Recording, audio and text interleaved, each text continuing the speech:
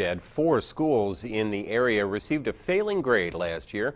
Elsewhere in the state, principals were told they will be losing their jobs at the end of the year after their schools received an F grade. So what about the principals in this area? News 18's Kelly Roberts reports on job security inside the schools locally. But you should be writing a complete sentence there. I think it's really sad that we have come to a point in education where we feel like we have to label schools. Northridge Middle School principal Angela Blessing says she was frustrated and devastated when she found out her school received an F grade from the Indiana Department of Education. It was the only school within the North Montgomery School Corporation to get a failing grade.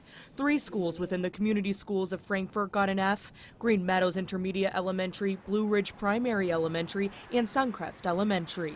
The State Department has asked that any superintendent who has a school that has received a failing grade, they want the superintendents to submit some documentation to the State Department to indicate that they've taken a very close look at the leadership. Community Schools of Frankfort Assistant Superintendent Joel McKinney says the district submitted those documents and the leadership at the failing schools will stay as is. That is not the case at some schools in Gary and Hammond, where principals were told they were being fired. Northmont School Corporation Superintendent Colleen Moran also submitted documents to keep the staff the same. She had to fill out that rubric that showed that she believed and the school board believed that I was effective enough to lead this building as well as the staff. Educators say so much of a school's grade is based on the I-STEP, so this year Northridge teachers are teaching students what exactly the I-STEP means. They're explaining it in terms of an Olympic game. Trying to make it very fun and positive about,